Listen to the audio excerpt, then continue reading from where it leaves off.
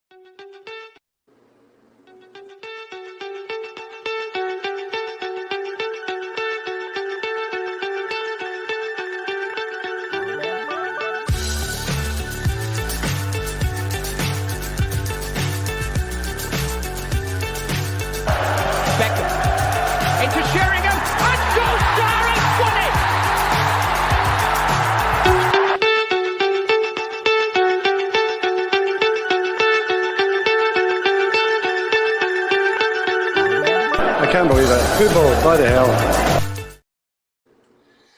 Hello everyone, welcome back to the Mag 247. This week's podcast, we're joined by my co-host Killian. How are you, mate? Very well, pal. Very well. And you? We've got Daz, we've got Benno, and we've got Chase on today. First, we're going to talk about the Remembrance Day. So we want to send our best wishes to everyone.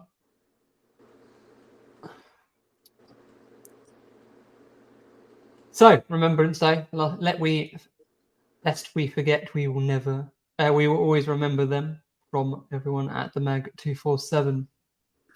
I'm sure everyone sends their best wishes, and we will get this out on social media, and everyone can share it and show the love for our fallen soldiers. So, over to you, Killian. Good evening, gents. So, kick it off. We're going to just go through a bit of post-match thoughts. I'll kick it off, then I'll go to Daza, and then Benno, and then Chase, and back to yourself, Jono. Cool. So, obviously, we got the win. 1-0. I don't have too much to say on the game. I wasn't happy with the performance again. But yeah, 3 points, a win's a win. We get another clean sheet. And that's me. I'm not going to add too much to it. We can delve into it later on, but standout performer, we can come to that again later on. But yeah, Dazza, what are your thoughts? Yeah, I'm exactly the same. I think my overriding feeling watching the game was I remember looking at the clock at 75 minutes, 80 minutes, thinking we're never going to lose this game. I didn't ever feel we were ever in danger of losing the game. I thought the performance is still not there, but like I said to a few people on Twitter in the last couple of days, we're winning ugly. The positives are it's another clean sheet, another makeshift defence, and another clean sheet for Onana. He's now racking these clean sheets up. He's now in the top 5 of clean sheets in the Premier League. Our form in the last 5 games in the Premier League is now getting there as well. So yeah, we're top, aren't we, for the last 5 games, which is mental. Top in the last 5 games. So yeah, not much to say about the performance. It wasn't there, but they dug it out. They dug it out, and that's where I'm at just now. That's where I'm at. Quite happy.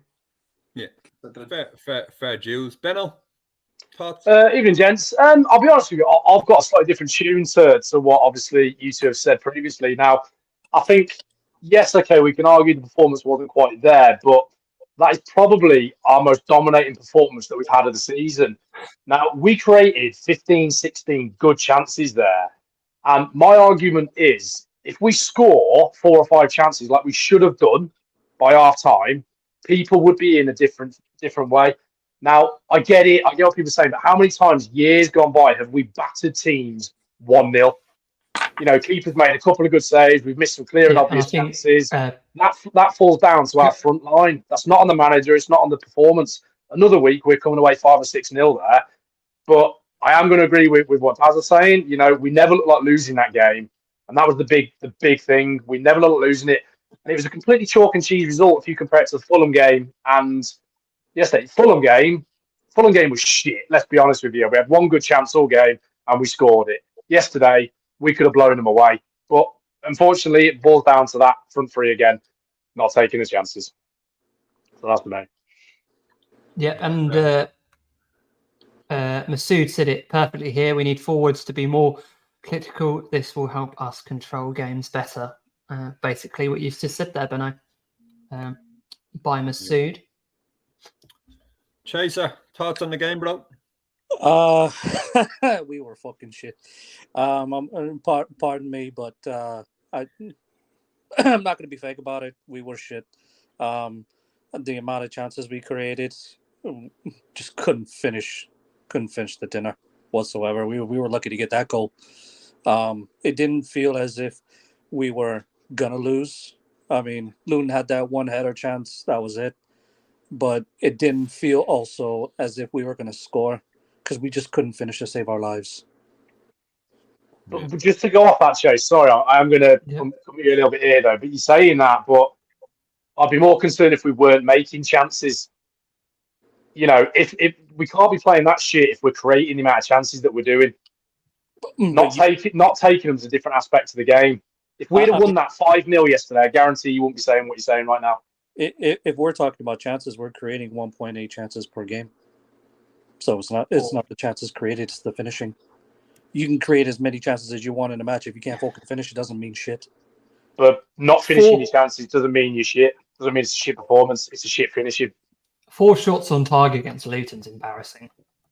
Yeah, it's the story of the season. It's the story of the season so far. 15 shots. 15 of those. Only 4 on target. I do have to say, though, and I've been saying this for maybe a couple of weeks now, I think me and Ben were talking about this the other day.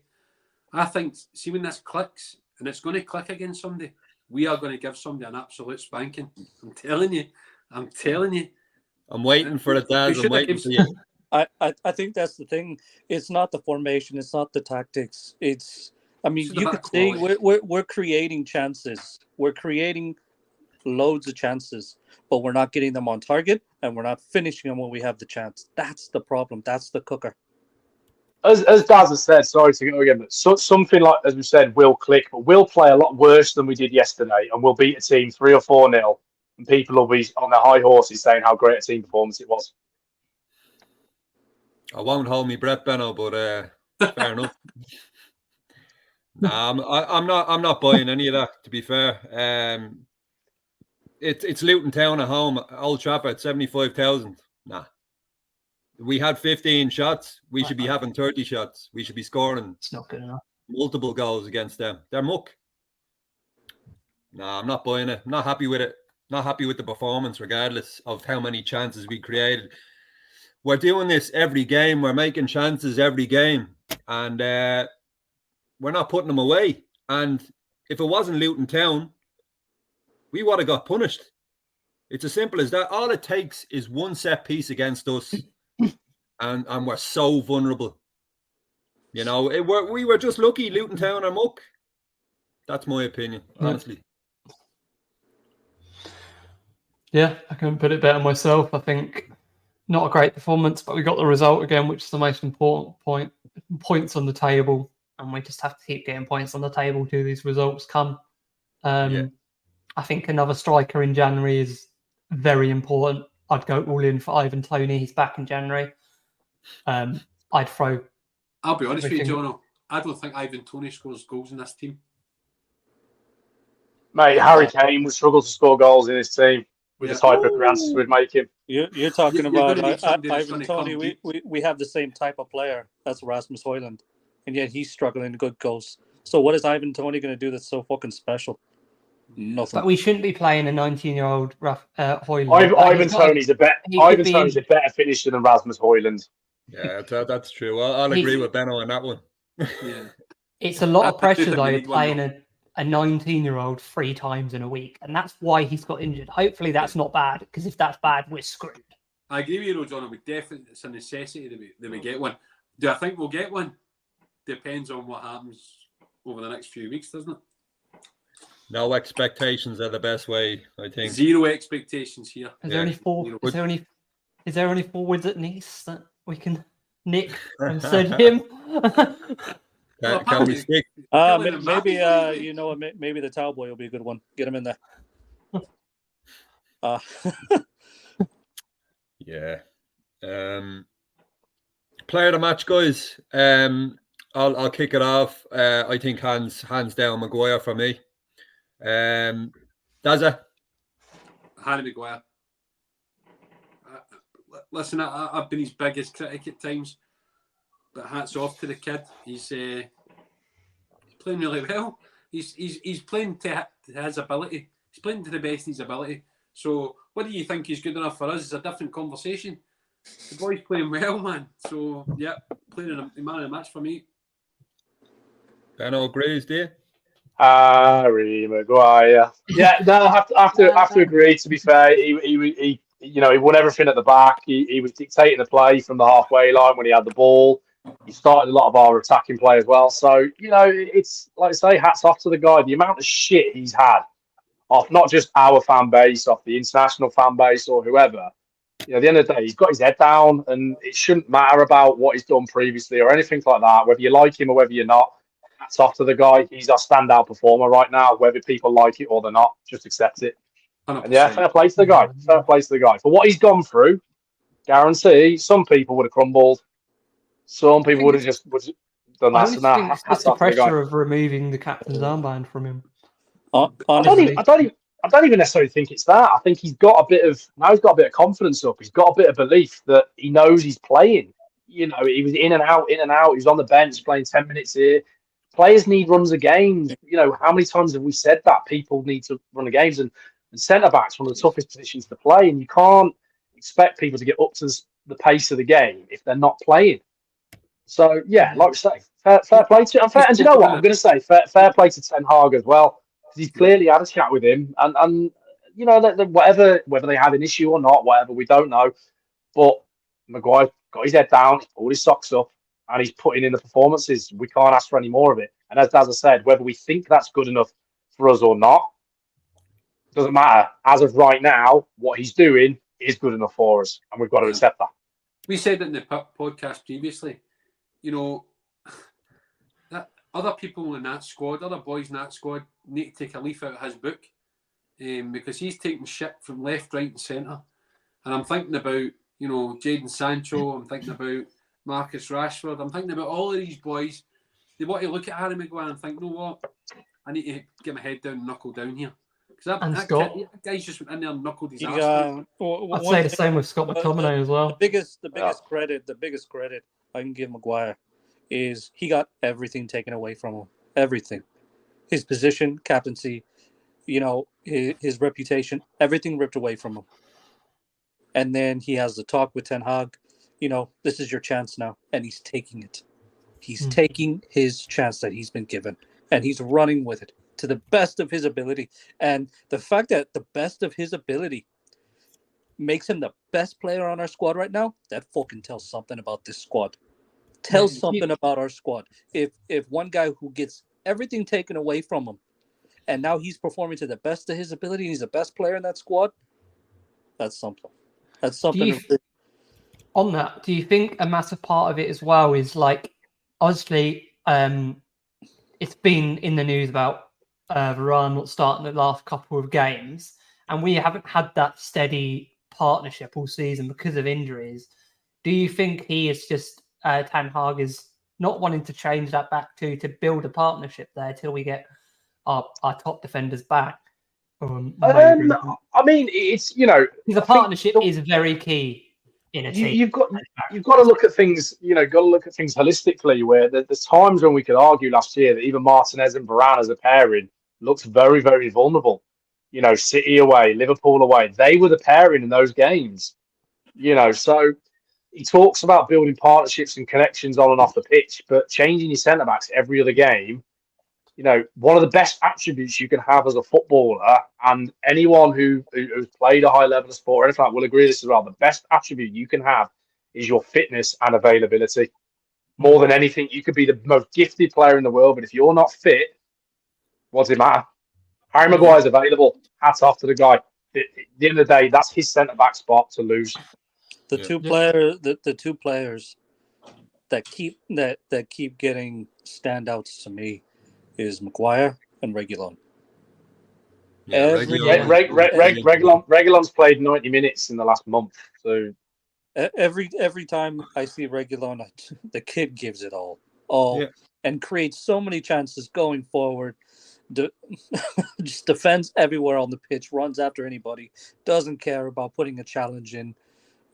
Him and Maguire, for me, are the two standouts so far in this squad lately. I know we spoke about it in the last podcast, but I really do think this is the clock winding down on Varane with us. I think this is I think Erik knows it, and I think he's now planning for without him, to be honest.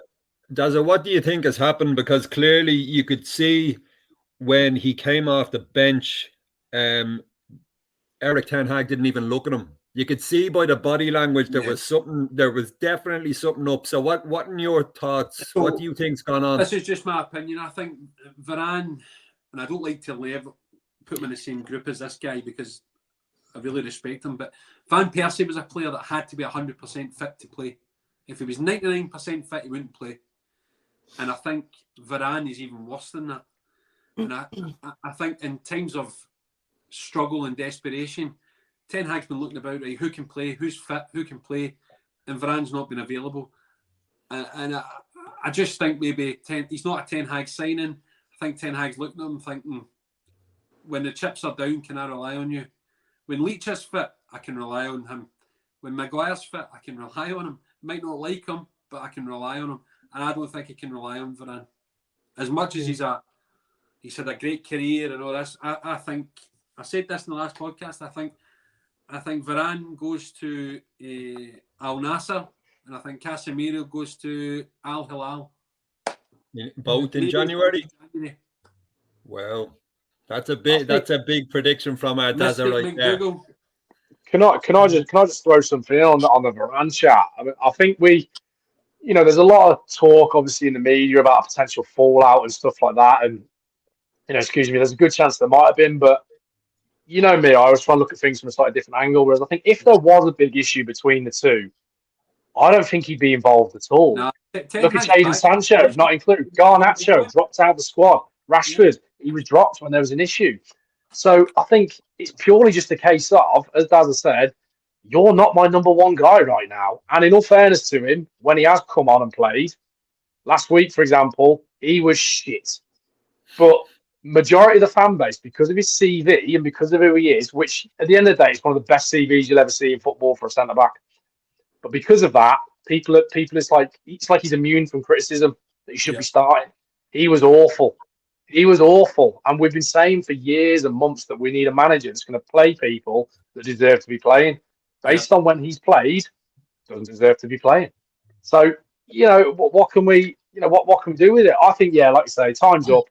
When you have major injuries, it has a big physiological effect on you as you get older. And I just don't think he's got the body for it. So, he's a good player, and he's the sort where I think, for us to move on, plays like him will end up going. It's inevitable, really. To be honest, I think Varane.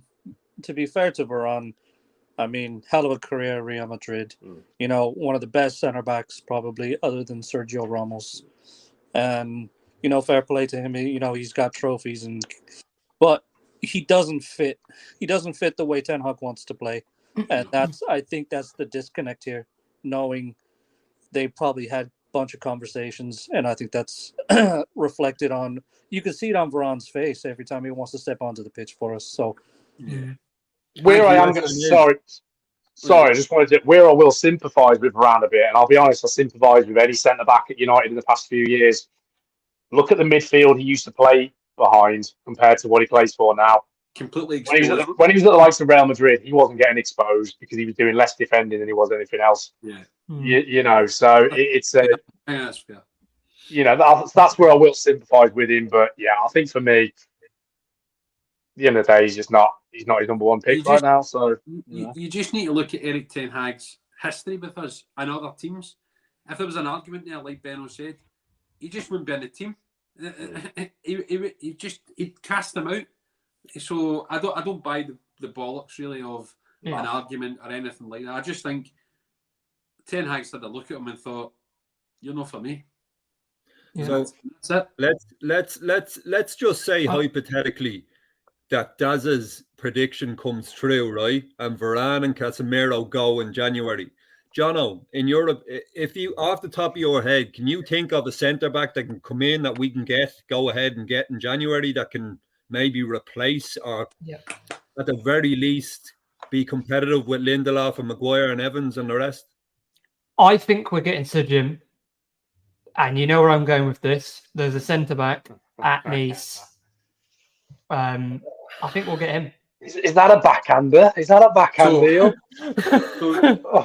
Just let me say this one thing, right? I'm a big advocate for Todibo. I think Todibo's a class act, right? And I think we are going to go for him big time, but not because of Sir Jim. I think we're just going to go for him because he's a top young centre back. I also like Soba. I know who Chase likes.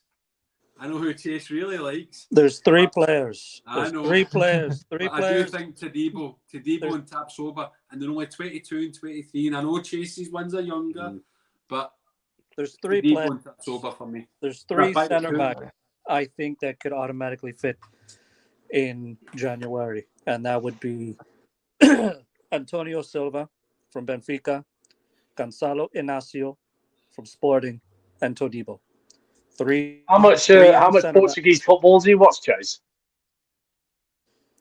I watch quite a bit, especially if the just put it out there, mate. Like, I ain't gonna lie, I'm not gonna sit here and agree with you or disagree. Honestly, I don't watch it unless it's a player that I see. Unless it's a single out player all I'm gonna say is Victor Lindelof looked like fucking Fabio Cannavaro in that league, and look at him now.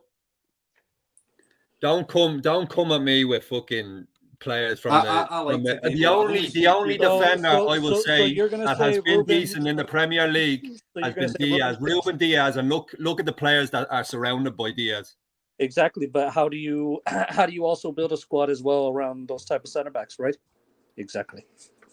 I'd look at two. I think Todibo seems to be the one that crops up, and I know he signed a new contract a couple of months ago, but you know, Everton need a bit of cash, and I like the look of that Jared Branthwaite.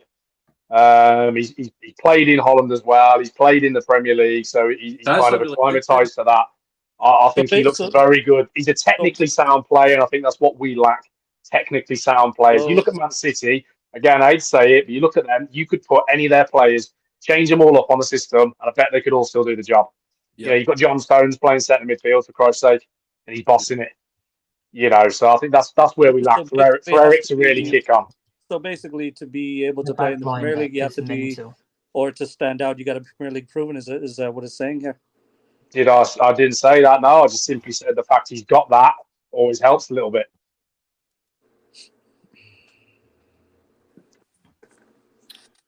Yeah, I agree. One comment. One person I want to call up as well, I haven't said my player of the game yet, is Onana. I think another clean sheet for Onana will build his confidence. I think he's now fourth in the rankings for clean sheets this season in the Prem. We know the keeper's there, but I think it goes back to what we were just speaking about the centre backs. We haven't got the centre backs to pay out of the back that Onana's used to yet. The only one we've got who can really play out the back properly is Martinez, and he's injured. So I think he needs a Martinez back and maybe a Talibo to play out And the back like he wants to with Onana. And I think And that's why you haven't seen the best of Onana we saw it into yet. And Lissandro played in a lower league than the Portuguese league, right? Didn't he play in the Arrivederci? I agree with He was an Erik Ten Hag signing, bro. Did you know that? Oh, yeah, I know. I think Maguire stepped up the last couple of weeks, taking the ball forward, progressing it, diagonals. I think Maguire, he's up to his game. Maguire's probably the best long-range passer in the team. Honestly. That signature crossfield ball is a beauty. Beauty. They're going to start telegraphing it, all right? Because he does it all the time, man.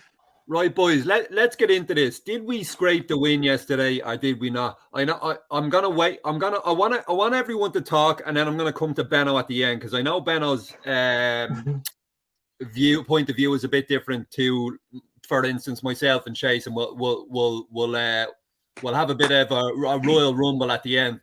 So, Dazza, what did you think? Dazza, actually, we're gonna skip Dazza. Jono, what did you think? Ready to go. I think, I think we did. But we got another result, and we can just get point. I just want points at the moment.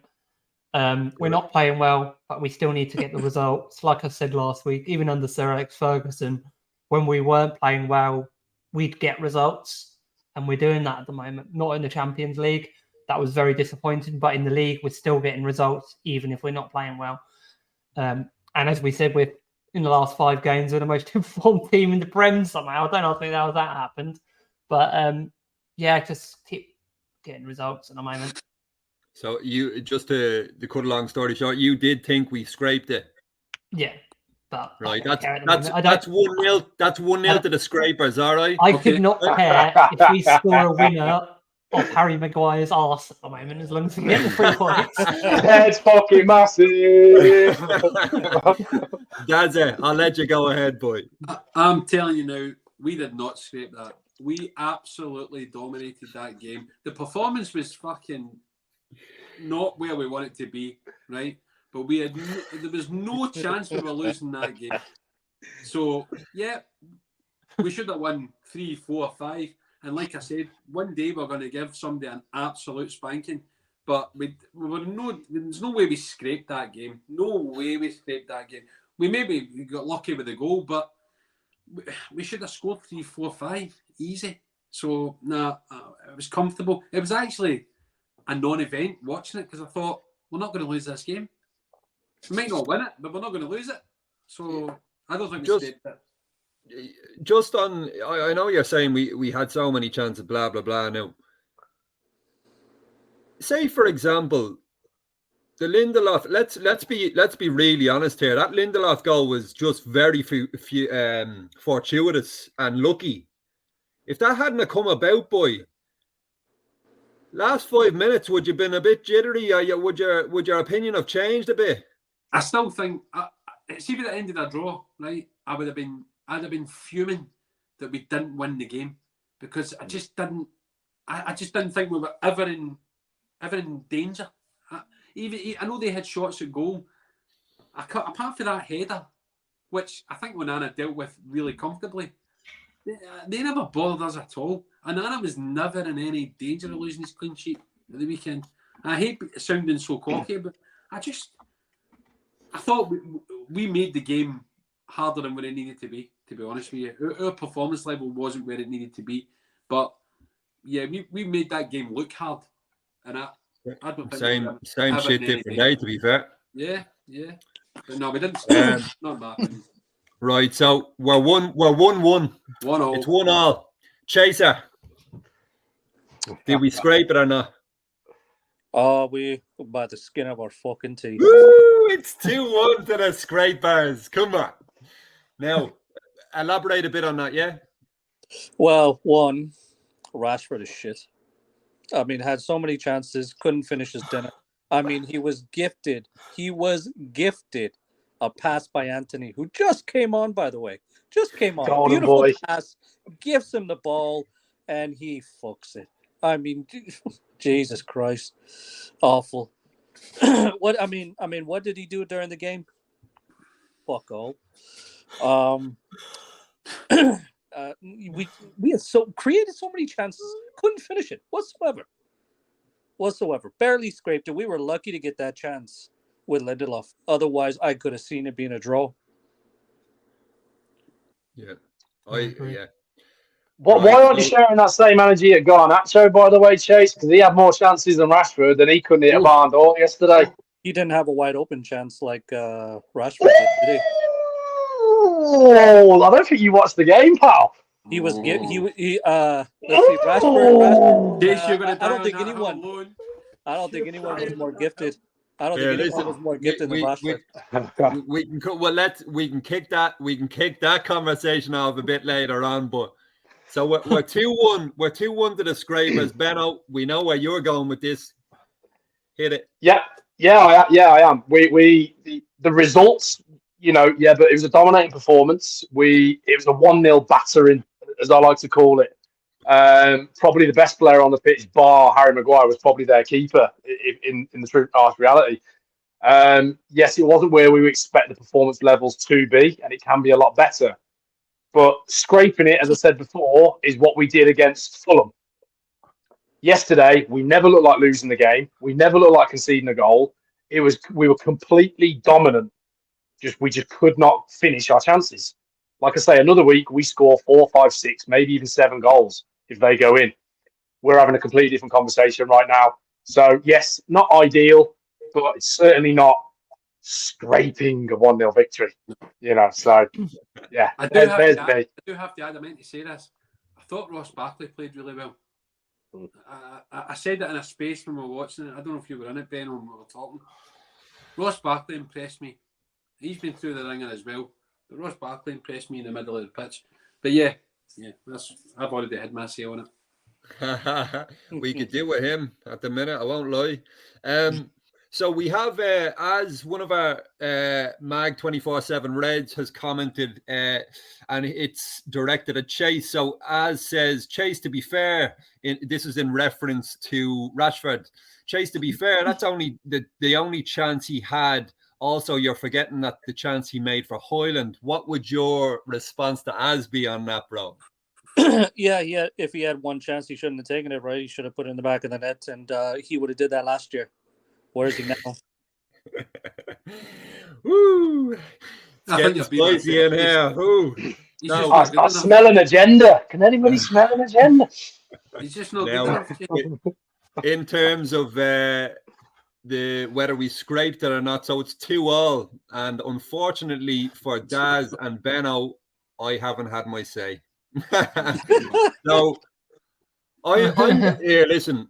I'm going off the score, and a 1-0 is a 1-0, and it's a scrape. We scraped it, and the reason I'm going to say we scraped it is because that goal was so lucky and fortuitous. I'm a broken record now, but in my head, we were against a better team. We would have got punished, which we have done time and time again so far this season. And I'm just frustrated. I'm frustrated at just the tempo that we play. Every game seems to look like a friendly. It's almost as if we came out against Luton thinking, it's only Luton. But here, listen, a win's a win. That's, as Jono pointed out, that's the main thing. I saw a stat yesterday. For all the Erik Ten Hag outers, and that he needs to be shown the door. The first man to get to 50 Prem wins, the only other fella to do so behind him, Sir Alex Ferguson. Yeah. So all the Erik Ten Hag haters can go fuck themselves. But I do think I wasn't happy with that performance yesterday. I haven't been happy with many performances. Actually, I'll go as far to say I think the performance of the season was during the week when we were absolutely cruising in the Champions League. Now, I'm not going to bring up that game because PTSD and all the rest, but I thought that before the red card for Rashford, I thought we were brilliant. But anyway, Luton, I wasn't happy, and I do believe we scraped it because all it could have taken was just a little corner and a header. They did get a header, and as someone pointed out there, Onana saved it. But yeah, I think we did scrape it, and I must say, at home against such a small team, and no offense to Luton fans, like in comparison to Manchester United, you're expecting to beat them at least 3, 4, 5. But anyway, that's my Liverpool. You say that Liverpool. Now, what I will say about the Liverpool, that is a good point, and I saw someone commented in I think it was Masood, one of our Mag 24 Reds. Again, he did comment that Liverpool almost got done, but that was at Luton Town's home ground. At Old Trafford, in my opinion, should be a totally different story, and I believe we should have battered them. Now, as Benno pointed out, we did batter them in terms of stats and shots and all the rest, but as Chase pointed out as well, you don't take them fucking chances. It means fuck all. Anyway. Yeah, we only had 4 shots on target. Hey? It doesn't matter how many shots you have if you only have 4 of them on target. Yeah, it doesn't fucking matter. It doesn't matter. It doesn't matter how many shots you have if you only have 4 of them on target. Yeah. No, you're right. Chase as well. Can I ask you a quick question? I can see Az has put something in the comments here. Like, what about Højlund? The fact he missed a chance from a yard out. Why have you not got the same energy for him that you have for Marcus Rashford not taking his? Well, because at least Rasmus is actually doing something, providing something. Mate, in all fairness, with all due respect, he hasn't scored a goal in 10 Premier League games. So yeah, but isn't he the leading scorer in the Champions League? At least he's putting the goal somewhere. We're talking about yesterday's game, though, weren't we? Not Champions League. We're talking about overall performance. You're talking about Rashford, who hasn't done fuck all season. I'm going to hop in here, and the difference between Marcus Rashford for me and Rasmus Højlund is fucking work rate. Work rate and putting the hard yards and the graft in. For me, Rashford doesn't do that. I think he's an absolute disgrace. His work rate is a disgrace. His body language is disgraceful. Anyway, I said this before, but that in my head is the difference. Yeah, mate, I get what you're saying. I'm not disputing that at all when you look at the 2 players, but you know me, I'm the same. If you're going to have an energy for one player about missing a chance, why haven't you got it towards others as well? That's my only thing with it, mate. I could say the same. You have the same energy for Anthony. Why don't you have the same energy for Rashford? I've not come on here ranting about an Anthony miss, have I? Well, you've come on here and spoke about Rashford missing a chance, but you're refusing to acknowledge Garnacho's. Let's be honest. You always rant about Anthony, but you don't have the same energy for Rashford. Are you? Am I bringing that up? Am I bringing it up right now? I am. Am I bringing it up right now? You brought up Rashford, so I'm throwing back at your Højlund and Garnacho. And answer the question. I'm not asking that. But at least Garnacho's putting in the work. Where was Rashford yesterday, other than that one shot? Yeah, I must say I hate agreeing with Chase, but I have to agree with him. The work, when you look at Rasmus Højlund and Alejandro Garnacho's work rate and their output and their hard yards. You can see they break their bollocks all over the pitch. With Rashford, I don't see that. And that's where the frustration, that's why I'm agreeing with Chase here, because mate, I'm agreeing with you both on that. But he's talking about Rashford and that miss. So why isn't he talking about somebody else and that miss? That's what I'm saying. That's where the frustration is lying. I think Højlund, he's getting not away with it. I don't like using that term, getting away with it, but I think he's got a bit of leeway, Højlund, because he's just come in. He's such a young boy, and we're all trying to just get him to where he needs to be. And we know that he's a young boy leading that line. He probably needs somebody experienced with him. I think the problem with Rashford is there's a lot of built-up apathy about Rashford. Do I think he's good enough for what we need? No, I don't. But he's there, so I'll support him. But the problem for me is you've got a past history with Rashford about shucking 50-50s, maybe not putting it in and all this kind of stuff. I think Rashford is the quintessential purple patch player. he will go through months of doing nothing. And then what you'll probably find is, see in January, he might explode and just go on a run of 25 games where he's scoring a goal a game. I think he's a purple patch player. He's not one of these players that, like Harry Kane, can just churn it. Andy Cole used to be able to just churn it. It's purple patch players, man. And he is frustrating. And I think because he's been playing for so long, there is a lot of the fan base that are just like, what the fuck is he doing? Do you know what I mean? Yeah. Well, I think that's where we are, man. Hoyland's getting why does he keep getting why does he keep getting picked? That's my grip. That's why because this is there's the a issue hope I have in with there it. that he hits that purple patch. I think that there's a hope that he hits that He road. saw what he Because did if he last hits that year. road, we've seen what he can. He's got the ability, Marcus, to absolutely destroy teams and run that league.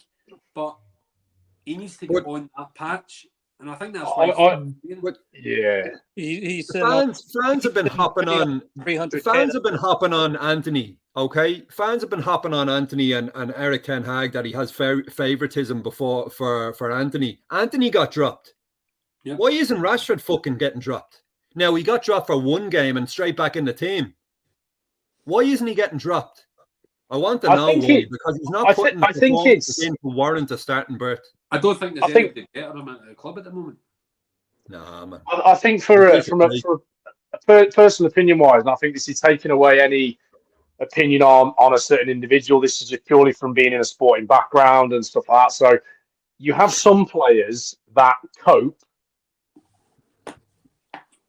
Okay, I will speak. You have some players that do better by playing their way out of form. Some people have to step away and regroup. Some people have to play their way back into it. It happens in a lot of sport. We all have our own potential issues where sometimes we have to shut ourselves away and deal with something. Sometimes we confront it. We don't know what conversations are going on behind the scenes, so it's a tricky one. You know what? Looking at it from a player's point of view and a form point of view, yeah, do you know what? Arguably, he shouldn't be getting picked right now. But if he believes that, at the end of the day, there's a reason we're on a podcast and Erik Ten Hag's in the position that he's in. And if he believes that having him in the side offers the best balance for the way he wants to play, might not agree with it, but I'm on board with it. Do you know what I mean? Well, I'm all for giving people a chance, Benno, and with the hope that he returns to form. I totally get that, and I agree with you to a certain extent. But do you not think he's been given way too long a fucking chance? Yeah, no, I think it's a fair observation to make. It's a fair observation to make, and like I say, we don't know what's obviously going on behind the scenes or if anything's been said and all that. We don't know what level of ability shown in training. Clearly training is a bit of an issue with Erik Ten Hag when you look at what's gone on with Jadon Sancho, for example. Me just as much as the next person, I'd love to see some of these other players get an opportunity, the likes of Police Tree getting a run of games and so on, but it is what it is at the end of the day, and it's a term I don't know how to use him, but if he believes he's going to get the best out of him by doing it, then we all know Rashford, when he's on it, is more dangerous than any other player in our team. So, like what we're saying with regards to team performance, we're waiting for something to click. Maybe with Rashford, something is just waiting to click as well. Who knows? Yeah. Just click to the next page. No, I saw a comment actually from Alan Shearer earlier today, and he said that Marcus Rashford is a player that looks unhappy. Now, can someone give it maybe an insight into why the fuck would he be unhappy? Is it because he's been made play on the right a couple of times because we've seen his toys being thrown out of the pram when he's told to play on the right wing? 300,000 of cry into those notes there, boy. I think the money's got nothing to do with it, Chase. Honestly, I seen something last. I think I mentioned it in the pre-chat before the podcast last week, where there's this thing about Marcus Rashford when he's with his girlfriend, he's the best player in the fucking world. Oh, and when he falls out with his missus, his head goes down and he loses his head. Now they've split up again apparently. And his fucking head's all over the place. And he just doesn't look on it. Yeah, I didn't realise that. So- I didn't realise so- that too. Someone mentioned it. So basically, I don't know if she can play midfield either. No. So basically, what it is, when he's with her, he's strong, and when he's not, he's just a weak. So he's a weak motherfucker. That's what it is. I think I'm going to simplify it a little bit. I think because I'm going to bring up a few players here. I think realistically, he's unhappy because he's not performing at the level he should be. Anthony looks pissed off because he ain't playing at the level he should be. Bruno Fernandes looks pissed off because he's not playing at the level he should be. Rasmus Højlund, every time he comes off, he's pissed off because he ain't scoring the goals. You look at Højlund on the bench at Fulham last week. He had a face like a smacked arse. If that's a higher profile player, that's making back pages of the newspapers and all that, blah, blah, blah. At the end of the day, the simple thing is Rashford is not delivering the level that he has done. So at the end of the day, he has done it. So we can't call it a fluke or anything like that. He's not delivering. That's the simple fact of the matter. He's not delivering. Now, if I was struggling in my job or anything like that, or if I was letting, I'd be getting pissed off. You know, and I'm sure anyone else would probably agree with it. So I'm going to simplify it. I think it's purely down to the fact that he's not doing what he knows, and we all know he's capable of doing. Simple as. That's a fair point, but my gripe with it is the players. Funny enough, the players you just mentioned put in the hard yards. At least he doesn't. I wonder. I've heard people talk about this in the past, and Rashford's on the biggest fucking money as well. Let's not forget that. I wonder whether or not, because I know people have spoke about this in the past, where often they've seen Ten Hag on the touchline with Rashford, and you kind of wonder whether or not is he told not to, because he's the quickest player at getting up the pitch. I don't know. I'm not. I don't know. I'm not saying it's an excuse not to work, but when you've got a player, you look at how many times did he score goals last year where he was the furthest one at the pitch, we're on the break, and he scored. I don't know. I don't know. You know, but so he gets. You know, he gets a special treatment because he's got speed. I mean, fuck. Do you think it's been mentioned? Well, you're going to play players to their attributes, aren't you, Chase? Let's be honest here. Well, if you can't, not to the point where your left back's getting exposed time and time again. It's becoming detrimental to the team. If you can't fit the way it's going to be played in the whole system and actually track back for your teammates, then get the fuck. There's always I've seen it in the media before, and I can see Xander's getting annoyed in chat about this. Yeah, about the agenda against Rashford. There is agenda against English players in this country. It has been for years. Even yesterday, if that was Bruno Fernandes who came out blaming injuries for Newcastle, he'd be thrown under the bus. Yeah, because it's an English player in for Newcastle. The media aren't talking about it. I completely agree, John. I think that's a really fair point. If that was any Man United player, by the way, it would be headline news that a Man United player is arguing with the fans. Any player, not even an English player, any Man United player. But because it's Newcastle and they're the media darlings just now, it's different. I'm just seeing Xander in the chat. Big TC's going to come for you, Xander. You don't behave. Just in reference to, you made a point there about United being so fucking big. When City won the treble, what was on the back page? The 3/4 of the back page was Rashford breaking up with his girlfriend or getting engaged, one or the other, I can't remember. And then a little snippet in the corner with City winning the fucking treble, bro. The other way I can fucking hated it, door, never ignored, motherfuckers. Honestly, we're huge. Benno, you remember this? Remember when Pogba had the argument with the boy in the Stretford then? Headline news for 3 days, by the way. That filled TalkSport up for a week. I can't even listen to TalkSport anymore. Yeah, I know, mate. Let's not even go there, man. But yeah, so yeah, Newcastle are what they are. They are what they are. They're the northeast. They're the changing room selfie champions. They certainly Fucking are. bunch of waffling jokers, bro. Anyway, we've discussed a lot about the players. Now let's move on to the manager, boys. There's a lot have been said about Erik Ten Hag, this and that. Is he out of his depth? Blah blah fucking blah. But the likes of Klopp is a fucking genius, etc., etc. Now, what are we thinking? Is Erik Ten Hag out of his depth? We'll start out with Jono, and then we'll move to Daz, Benno, and then Chase. Jono, what you reckon? I'm going to go both sides of the fence here. No, he's not. But I think that stats around most wins is a bit up and down because you could see more of a style and where the team was going. Even they hadn't got as much points, you could see where Liverpool were trying to get to after that 50 games. They got less points, but you could see the direction that Klopp wanted to take them. I love Ten Hag, and we definitely need to back him, but I think that direction isn't there, if you know what I mean. And it's amazing, that stat, but I'm just seeing both sides of the fence, if you know what I mean. Yeah. Dazza, what you reckon? I'm going to dive in head first, fucking power bomb. I am 100% Erik Ten Hag in, and I'm going to completely disagree with some of what Jono said there.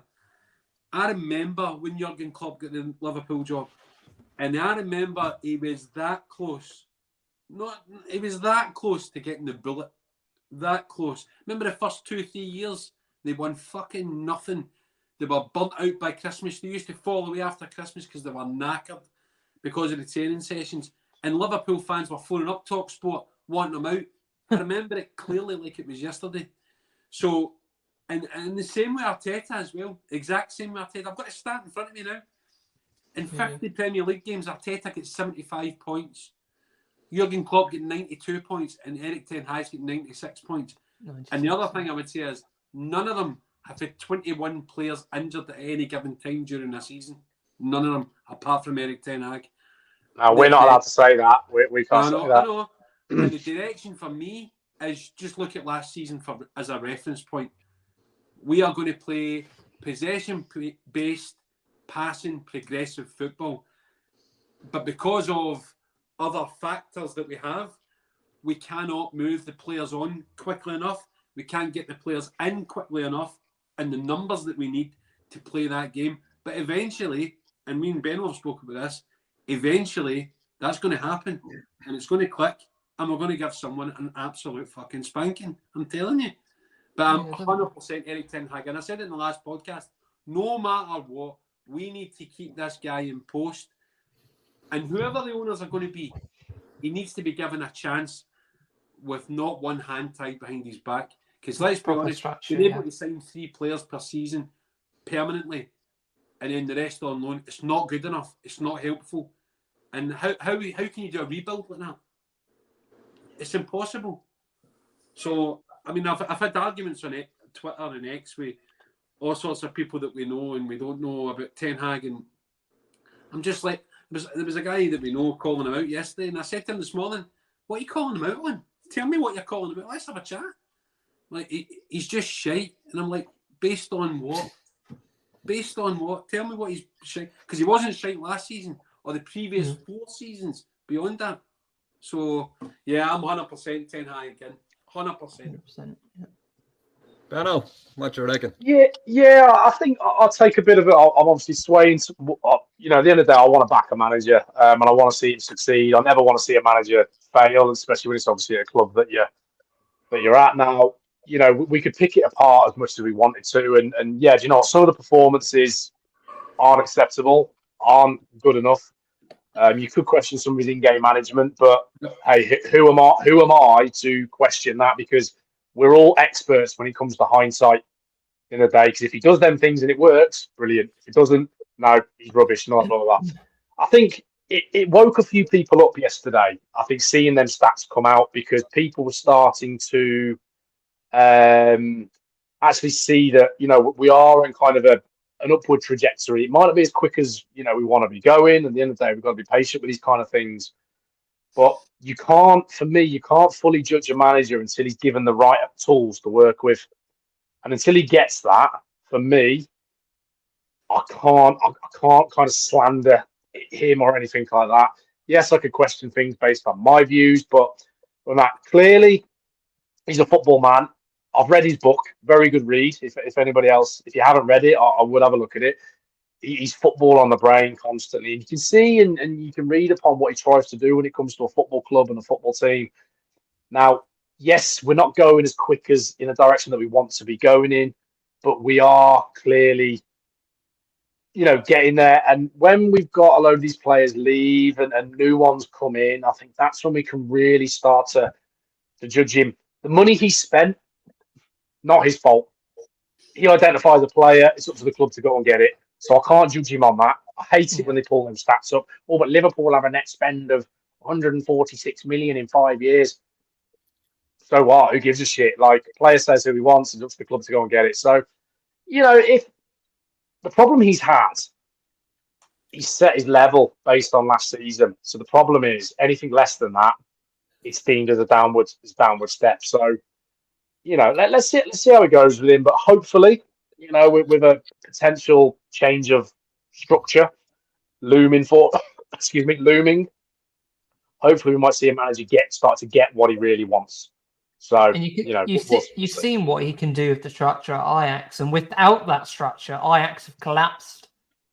They're in the relegation zone. Without the structure behind that Ten Hag had at Ajax, they have collapsed. They're in the relegation zone, and in Holland, the manager got sacked. I think they're in big trouble, John, aren't they? Yeah, huge trouble they're in.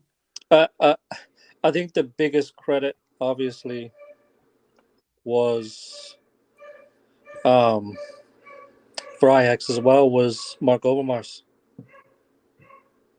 Yeah, we won't go into why he. That was one of the big successes. That was one of the big successes that helped Ten Hag as well, along with his management staff. But for me, Ten Hag in 100%. I'll take Ten Hag over these players any fucking day. Any of them could fucking go. Don't care who it is. It's the manager. For me, he's. I believe. Definitely. Since watching him at Ajax and watching his documentary, reading some stuff about him, he's the one. Other than his best, he's the one. Yeah, 100%. I'll just give my 2 cents on it. So, I've always been Erik Ten Hag in. Always from the very start. I think he's the best manager we've had since Sir Alex. I truly believe this. Since he's come in, it's been a fucking nightmare. He's dealt with everything impeccably. This club has turned into a circus, full circle at the minute, and it's a nightmare. And it's like the Titanic. It's sinking at the minute, but he's still on the top deck with the players, keeping them all above board. And I think he deserved massive respect for this. We've seen 21 injuries this season, 21 including the 2 yesterday, yeah? We are, 3 points off fucking fourth or something like that? Well, I think we're... 7 off top. 7 off top. We're 4 points off Spurs, I think. Jono, we're 7 off Spurs. Spurs. We're like first. Like, I just think give the man some respect, give him some credit, and hopefully this takeover will be done and dusted soon, and he can actually work in a steady fucking non-toxic environment and let him get his players over the next year or so or whatever it may be, and then come back and we can criticize him. Benno has a comment there. Do you want to fire ahead, bro? Yeah, it's more of an open question here. It doesn't necessarily have to be answered. Now, I always say to people, and obviously this isn't aimed at anybody here, this is a generic one. If you've got a problem, give me a solution, right?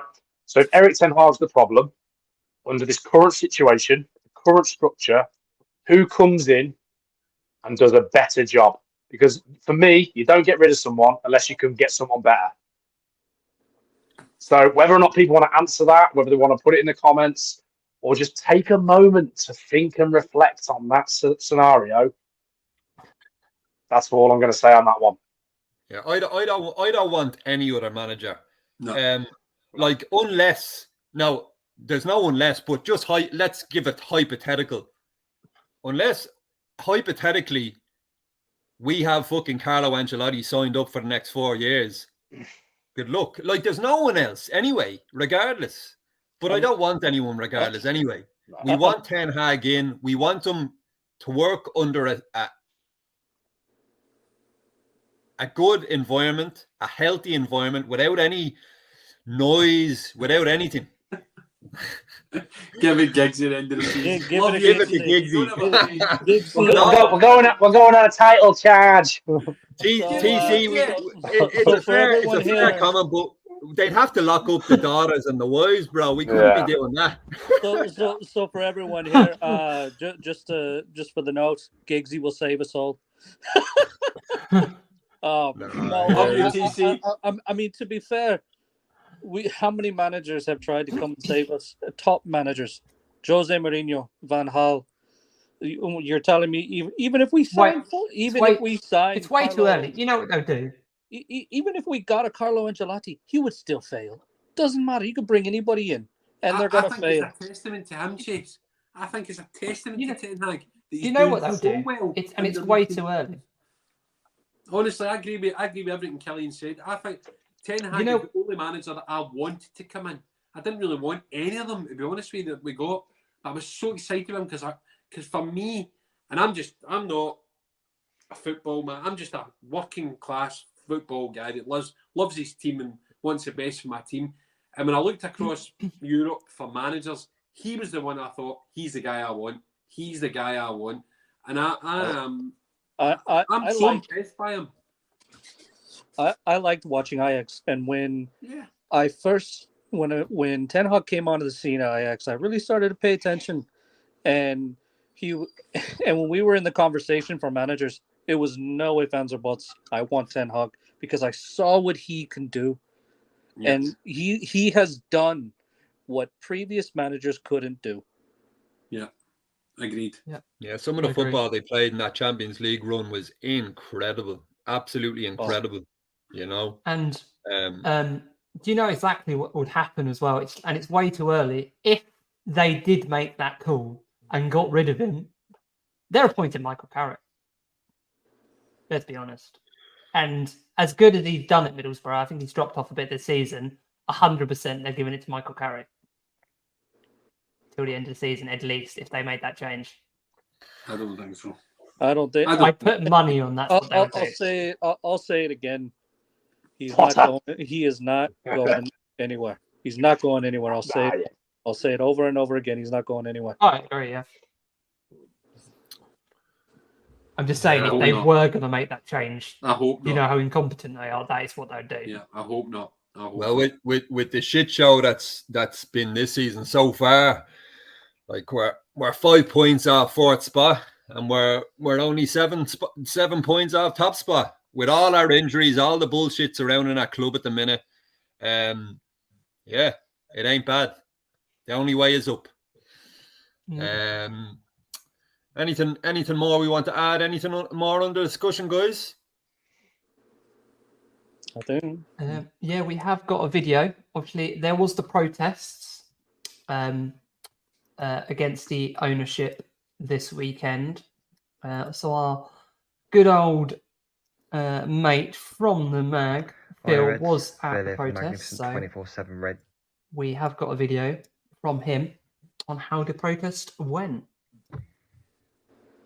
Hi Reds, Phil here from the magnificent 24/7 Reds. Apologies that I can't be here tonight with other commitments, but I'm here to give you my view on yesterday's events, especially with the 58 protest. I was representing the magnificent 24/7 on behalf of the 58, as well as representing myself and as well as the fan base. There's been a few comments with regards to the outcome and the exposure of the protest, and admittedly it wasn't the best. but it's getting a lot of criticism.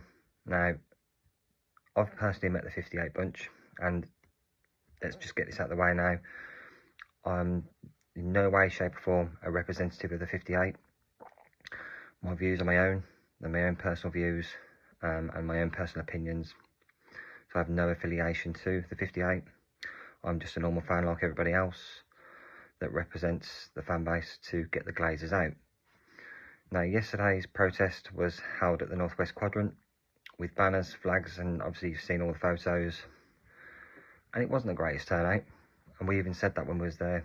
For me to say it was poor isn't quite the right description. It could have been better, and that's nothing to do with the organisation. It's nothing to do with the lads that run it. It's purely my personal opinion. It kind of alluded to the fact that, or resigned to the fact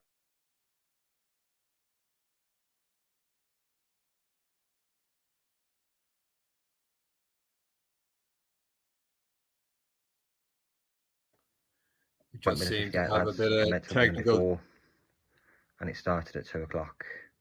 So we walked down to the Northwest Quadrant, got the banners out, and then immediately we had a swarm of people in front of us taking photos.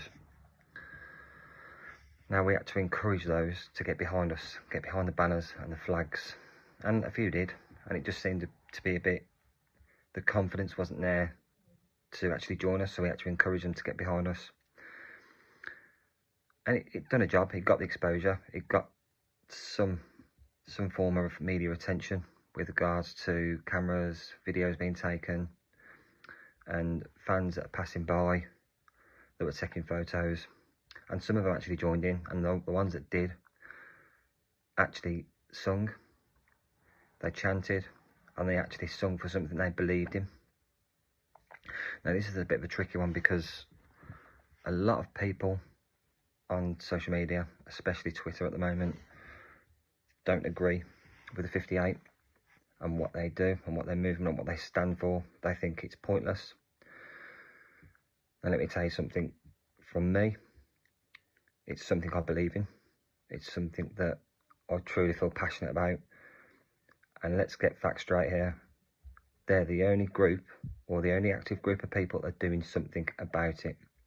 Whether you agree on it, whether it's going to work, or whether it's pointless, and you're sitting there, hands on seats, doing nothing, but yet you've got the power and you've got the confidence to tweet out on Twitter saying, oh, the 58 are rubbish, or the 58 are pointless, we need to empty Old Trafford, we need to ask season ticket holders to give up their seats, we need to send a message clearly to the media and the broadcasters. Unless you're doing that illegally, it won't work.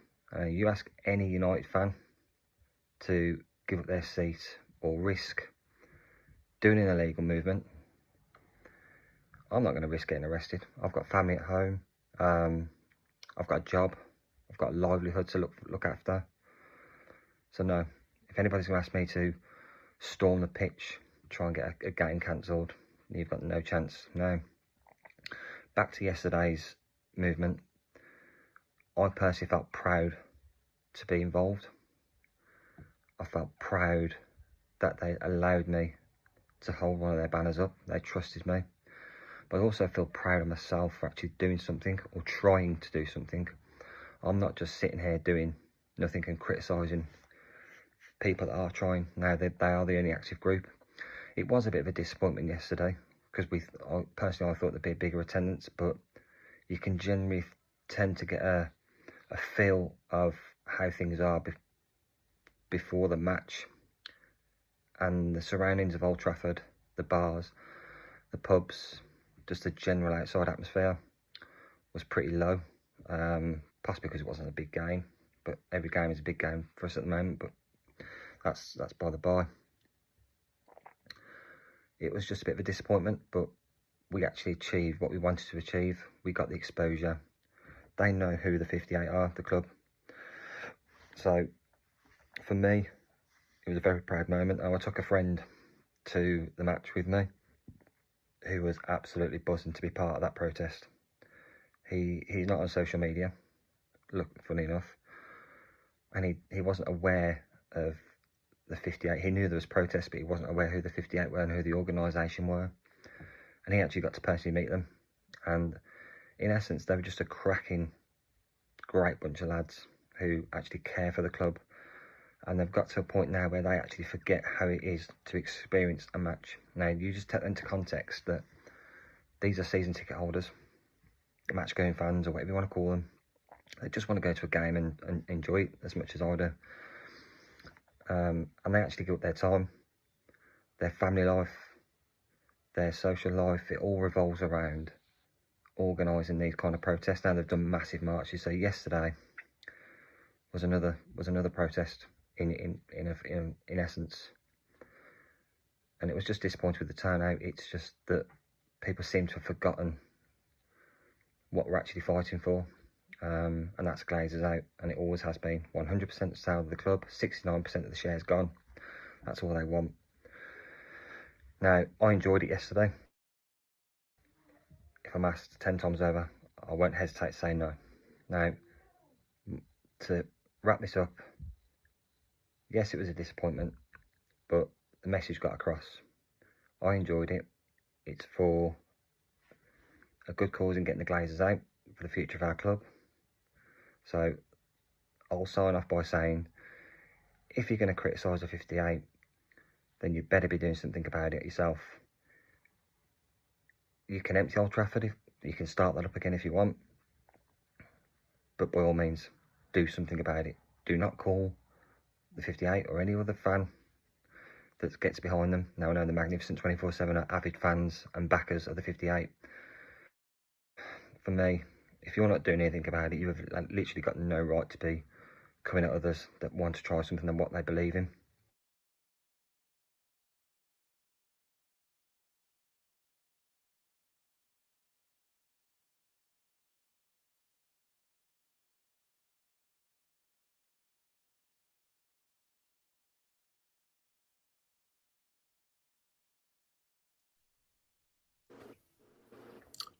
Is that the end there, That's John, after or was 58. it Yeah. Brooklyn? So yeah, that was an end. It's a great video there by Phil. Thanks for sending that in, Phil. Massive respect for representing us yesterday at the protest. Not the best turnout, but we got the message across. Yeah, big up, Let's Phil. get these owners out. Big team. Hats off to Phil. Hats off to Phil. Yeah, thanks so much, Phil, on behalf of the Mag 24/7 Reds. Thank you so much for representing us, and big up to 58. Love the work you are doing, and can't praise you more enough. And let's just all bind together now. You know, we keep saying it. Our fan base, amongst other fan bases, like, we don't need rival fan bases. Our fan base is so fractured and divided. Like, we just need to come united, not divided. Be united. Follow. Try and come together for the cause, for our beloved club, to get rid of these snakes. And the voice and the people that are doing the most work are the 58. Mm-hmm. So don't be pointing fingers at anyone if you're not doing it yourself. Philo said it perfectly there. If you're not doing anything yourself, don't be pointing fingers at the 58, because the 58 are doing fucking wonders for our fan base. So get behind them, or shut the fuck up and do something yourself. Imagine how much stronger it would be if we all do the same fucking thing. Join them. Yeah. One band, one sound. Let's all get together now. The only thing I would add, and I agree 100% with everybody. The only thing I would add is we've had Steve on our channel for the 58. The 58 are happy to get together with anyone. It's not an ego thing. It's not this is our ball, we're doing it, you can't do it. They're happy to work with anybody. Anybody. Yep, definitely. And I heard somebody talking about Must yesterday. I can't tell you how disappointed I am with Must, by the way. And if you want to talk about the Man United Supporters Trust, do a bit of looking into who's on there, why they're on there, and what they're doing in there. Yeah. So that's all I'm saying about that. But get behind the 58, 100%, full sale only. Yeah, 100%. And just to sort of eradicate this extinguish this bullshit rumour that the 58 are fucking thugs. Daz, can you just touch upon a protest that you went with your little girl?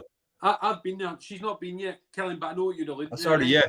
So I've been, right? And when I went down, my wife said to me, just you fucking be careful, right? Don't get into any nonsense. And honestly, me and Steve spoke about this on the channel. The camaraderie I felt was immense, right? And I will go to another protest. The next big march, probably, I'll go down. I'm going to take my eldest daughter, who's 6, because it's that safe. It's not a band of thugs. It's a band of Man United fans, a family of Man United fans that just want the best for their club, our club, your club. We all just need to get together and see if 1% of us just got together. The ramifications of it would be huge. So anybody want to go into a protest, don't think twice about it. Honestly, TC in the comments, he's been to loads of them. Phil's been to them. Luke, who we all know, has been to them. The sit-ins and all this. Jody's been to them. You know, honestly, there's no such. There's not a band of thugs. We've had Steve on the channel, one of the nicest guys you'll ever speak to, and all he gives a fuck about is Man United. Yeah. All we want is to free our club from the poison. That's all we want, and that's all the 58 want. So join them. Let's be united here. You know, it's that simple. Anyway, it's always Glazers out. Full sale only every fucking day until those snakes are gone. 100%. Couldn't put it better myself. Thanks for watching, guys. It's been your Mag 247 pod. Catch us next week, and I'm sure we'll have a space in the next few days. And good night. Up the fucking Reds. And everyone will know just who we are. Sports Social Podcast Network.